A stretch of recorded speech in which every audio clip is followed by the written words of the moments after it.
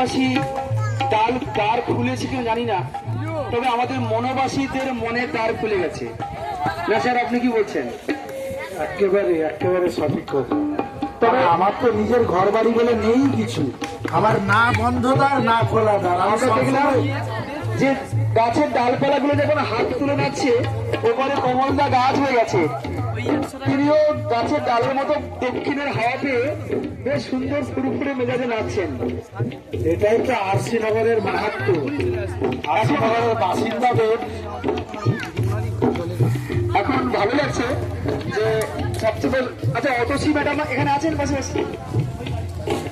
চলে আসবেন, অতসী ম্যাডামকে আসবেন।